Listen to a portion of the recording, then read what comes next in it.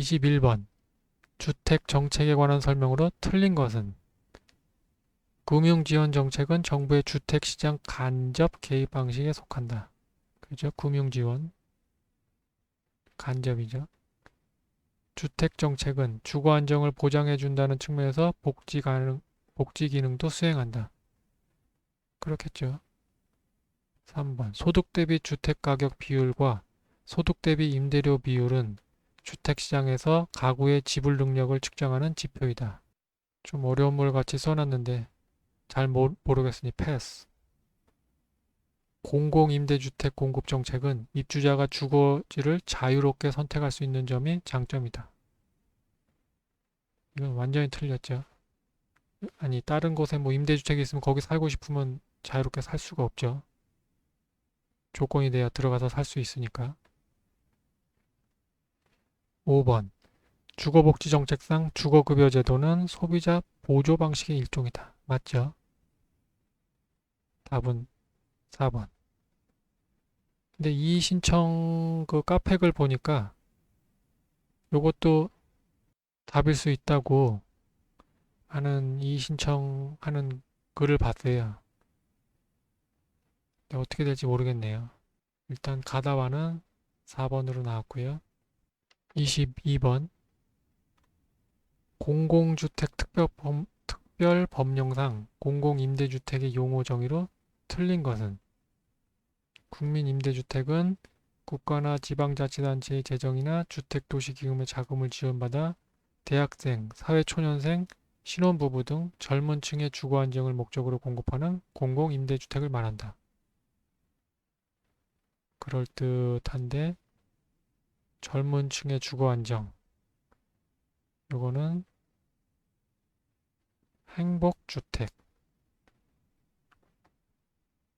젊은 사람들 살으라고 임대주택 그렇게 안 부르고 이름도 이쁘게 졌네요. 행복주택. 그래서 답은 틀린 거 1번. 보기 2번. 영구 임대주택은 국가나 쭈쭈쭈 50년 영구 임대주택 이상 또는 영구적인 임대 목적 하는 공공임대주택 말한다.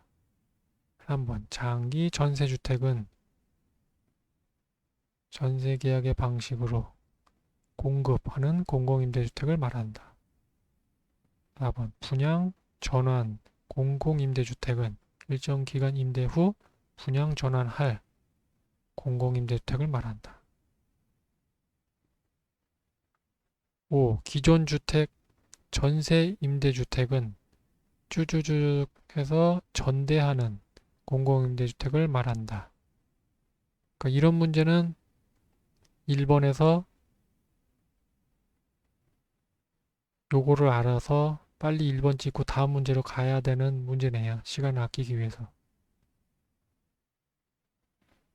저는 빨리 읽고 풀어야 된다는 그것 때문에 막 빨리빨리 읽었다가 그냥 맞는 말이겠거니 했다가 전대라는 말이 좀 이상해서 5번을 찍었는데 여기 젊은 층 주거안정 행복주택 잘 몰랐는데 이런 게 있었더군요. 답은 1번. 23번. 부동산 관련 제도 중 법령상 도입이 빠른 순서로 나열한 것은? 아,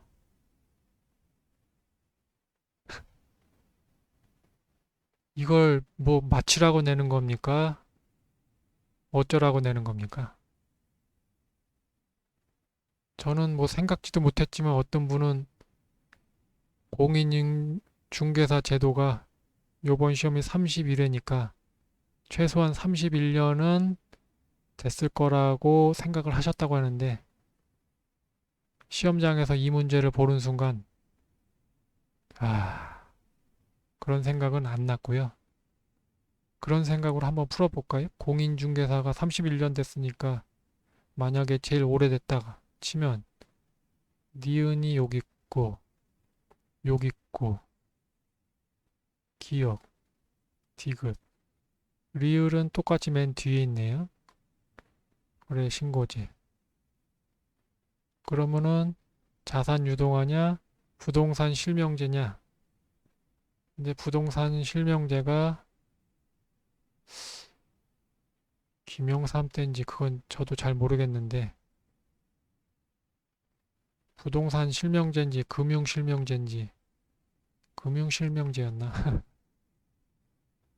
일단 답은 3번. 3번이라고 하는데요. 그럼 공인중개사, 부동산 실명제, 자산 유동화 제도, 부동산 거래 신고제 1, 2, 3, 4 이 순서인데 이게 문제입니까? 그냥 찍어서 맞히라는 겁니까, 이거? 아,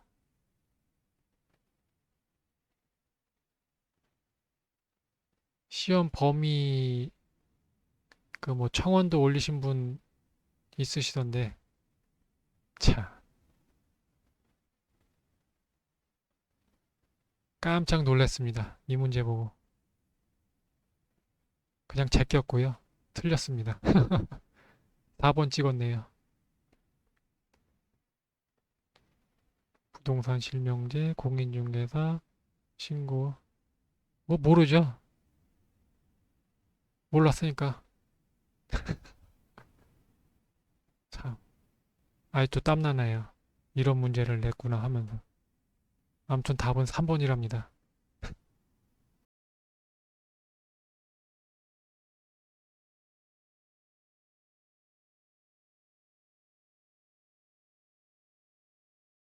예, 24번. 다음 중 법령을 기준으로 현재 우리나라에서 시행되고 있는 제도를 모두 고른 것은 개발 행위 허가제, 허가 받아야 되죠. 용도지역제 있죠. 택지 소유 상한제.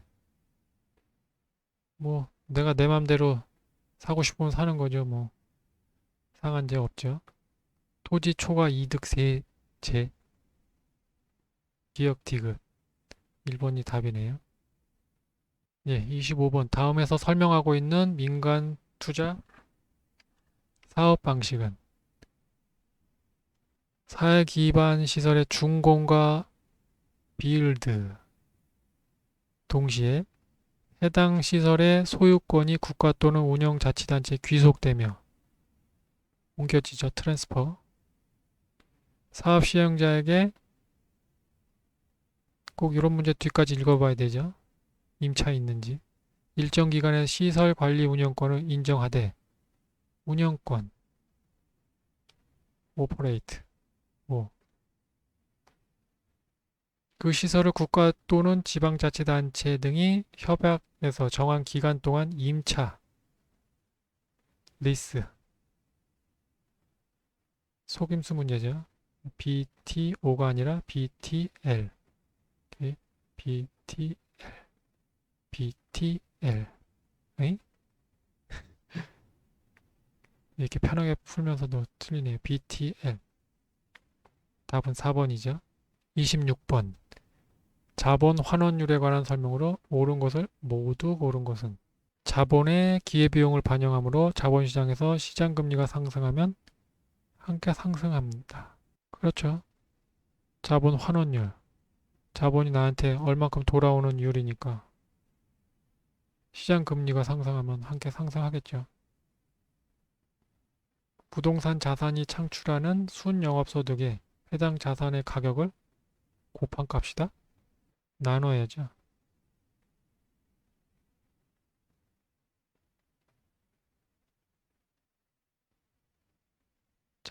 순영업소득을 자본 환원율로 나눠야 되니까. 디귿. 자산 가격 상승에 대한 투자자들의 기대를 반영한다. 기대 반영해야죠. 일단 요거 기억니은 디귿. 리을. 자본 환원율이 상승하면 자산 가격이 상승한다. 반비례 관계죠. 자본 환원율하고 자산 가격하고 틀렸고, 프로젝트의 위험이 높아지면 자본 환원율도 상승하다. 저 위험이 높아지니까 그러면 그만큼의 보상 심리가 있어야 되니까 나한테도 많이 돌아와야죠. 기억, 디귿, 미음. 26번에 2번. 27번. 향후 2년간 현금 흐름으로 2년. 다음 사업의 수익성 지수. 수익성 지수.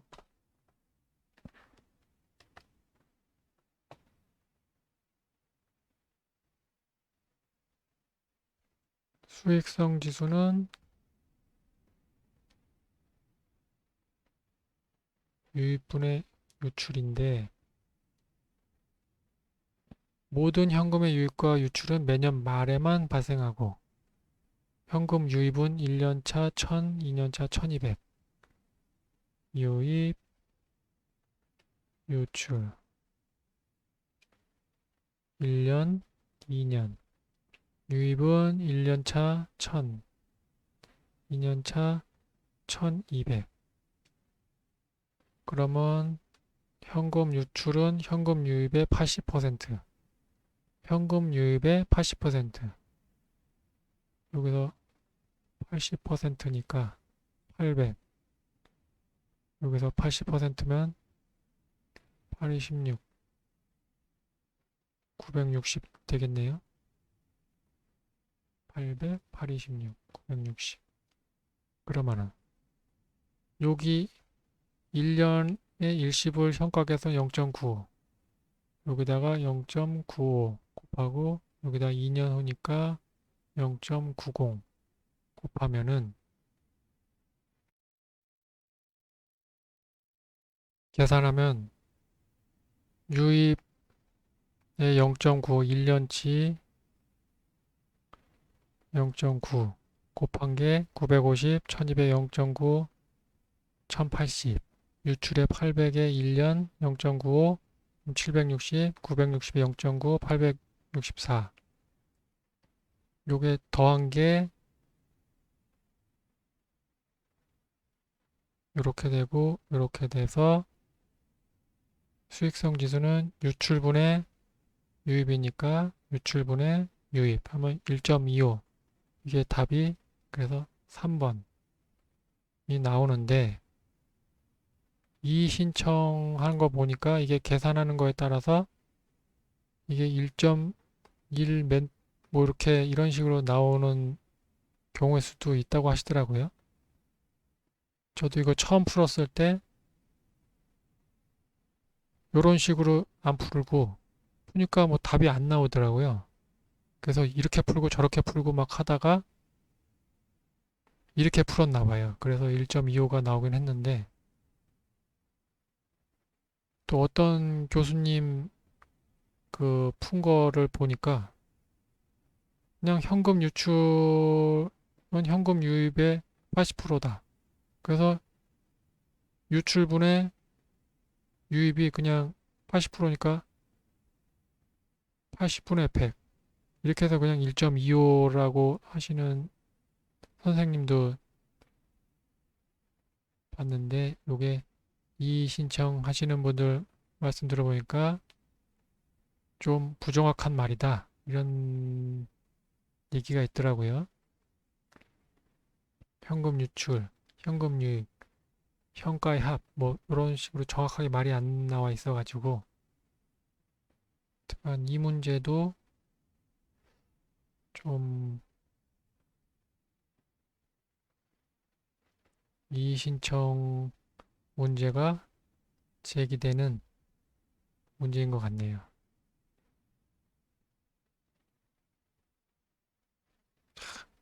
진짜 시험장에서 이것만 보고 이렇게 해서 풀고 넘어갈 수 있는 참 여유가 없었는데 일단 다 맞히셨으면 합니다. 문제에 오류가 있으면 안 되죠. 30 몇만 명이 34만 명인가요? 응시를 했다는데 실제로 많이 안 오시긴 한 것 같더라고요. 제가 본 시험장도 저 교실에, 제가 시험 반 교실에 절반이 안 오셨어요. 보니까. 한적하게 시험을 보긴 했는데, 주차 금지라고 해놓고선 갔더니 운동장에 차는 다 댈 수 있게 해놓고선 뻥치고. 근데 차 안 가지고 간 게 좋은 것 같아요. 좋았을 수도 있어요. 아침에 괜히 심장이 막 떨리더라고요. 괜히 떨어지면 어떠지, 어쩌지, 뭐 이런 생각이 들면서 좀 진정했던 기억이 막 지금 또 새록새록 기억이 나네요. 다음 문제 28번. 수익형 부동산에 간접 투자해서 상승, 자기 자본 수익률을 상승시키는 전략으로 틀린 것은 세우기준이며 다른 조건은 동일함. 자기 자본 수익률은 내 돈으로 수익을 얼만큼 내냐 그 얘기니까 임대 관리를 통한 공실률 최소화 줄여야죠. 자본 이득 중대를 위한 자산 가치 극대화. 그죠? 세금이 감면되는 도관체를 활용한 뭐 절세 효과. 효율적 시설 관리를 통한 운영 경비 절감. 맞죠. 저당 수익률이 총 자본 수익률보다 클 때 부채 비율을 높이는 자본 구조 조정. 말이 좀 복잡하고 일단 답은 5번인데 부채 비율을 높이면은 안 되죠. 남의 돈 더 끌어와서 저당 수익률, 총 자본 수익률보다 저당 수익률이 더 큰데 돈을 더 끌어와서 틀린 말이죠.